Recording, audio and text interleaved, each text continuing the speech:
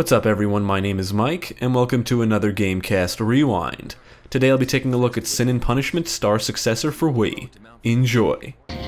Should be smooth sailing from here on out. I kind of remember when Star Successor came out. I was interested in it because I like rail shooters, although this is a sequel, and I've never played the first game, but I did acquire it recently.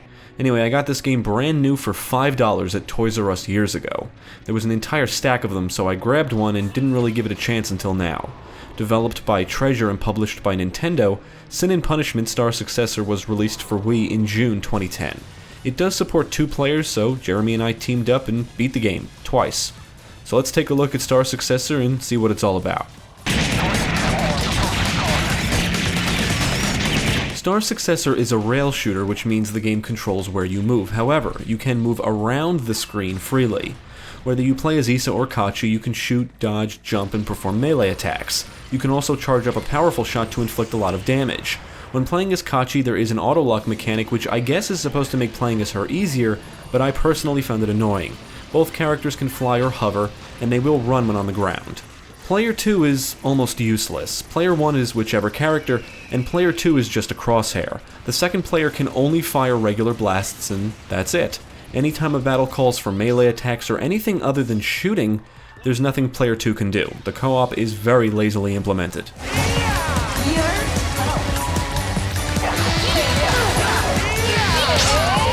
Most of the time you'll be shooting at enemies, but some battles call for melee attacks to inflict damage. There's one phase of a boss battle that basically resembles the gameplay from a fighting game. Speaking of bosses, Star Successor is full of them. The stages are long and there's always multiple bosses, many with multiple phases.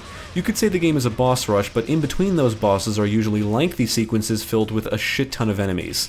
Enemies coming from everywhere. Most can fire projectiles and some are just cannon fodder, which are great for keeping your multiplier going. We've got keepers on us too! There's 3 difficulty modes, and on normal the game puts up quite a challenge. If you die, your score is reset, but there are plenty of checkpoints, and you'll always respawn at the last one. Beating the game isn't hard, but setting high scores will be. Defeating certain enemies or doing something specific can reward you with medals and coins that increase your score, and bosses will often drop health pickups when defeated.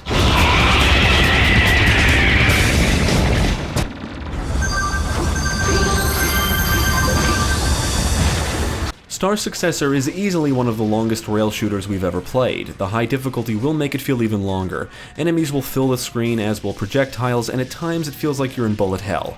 Most foes fly around, but some are on the ground and on structures like the humanoid types.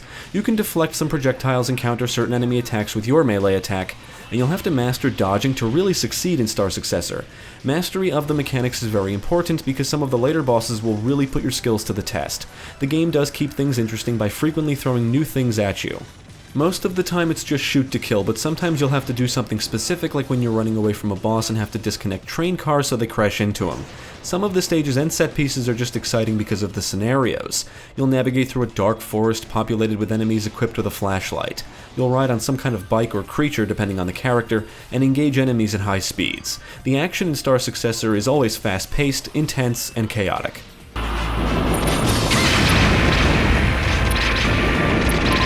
The stages are all set in different locations and are quite diverse. You'll battle your way through urban areas, in underwater tunnels, across a desert, and around the volcanic Mount Fuji, among other locations. The stages primarily have you moving forward, but there are some side-scrolling sequences here and there as well.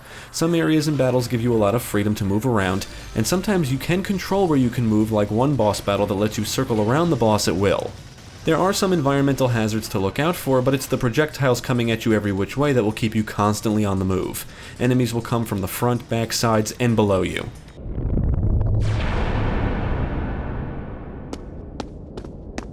Kachi, you okay? Of course. This game is fucking weird. We beat it twice, and both times we were confused. It takes place years after the first game and revolves around 2 protagonists, Isa and Kachi.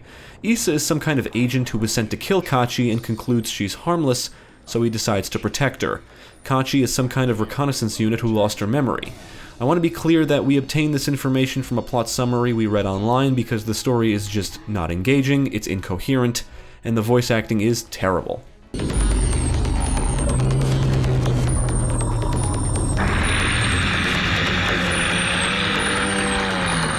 Star Successor definitely looks a bit dated now. Character animations are stiff, which is very noticeable during cutscenes. On the plus side, the game is filled with plenty of color and diverse environments. The enemies are well designed and certainly look interesting, the weapon muzzle flashes look cool, and the sheer amount of action on screen sometimes can be impressive. The crosshairs are big, but when things get intense, I found it very easy to lose track of them, which can be frustrating. It's also easy to lose track of your character or an enemy among all the projectiles and explosions during a crazy battle. The music is okay. There are some good tunes here and there, and the music does drown out most of the sound effects. Many of the humanoid enemies let out a comical but generic scream when killed, but no other sound effect really stands out. On the technical side, the frame rate will dip when the screen is just filled with shit, but other than that, we encountered no major issues. Ultimately, we really enjoyed Star Successor. It's a fun and crazy action-packed rail shooter. Although it's more fun for one player than it is for two. The two-player mode can really suck for the second player since they're just a crosshair, and there are points in the game where there's nothing for the second player to do. The only other issue we had with the game was being able to easily lose track of your character in crosshair during the more crazy action sequences.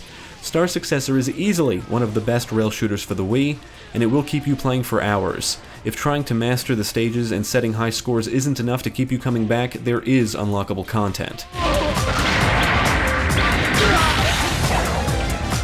We would absolutely recommend Sin and Punishment Star Successor to anyone that likes rail shooters and or action games. There's plenty here to keep you busy along with plenty of challenge. It's the kind of game where you get better from memorization and by practicing. It's hard but never feels impossible, and winning a tough battle always feels rewarding. If you're a fan of rail shooters, definitely check this out. Hey, everyone makes mistakes. It's only human.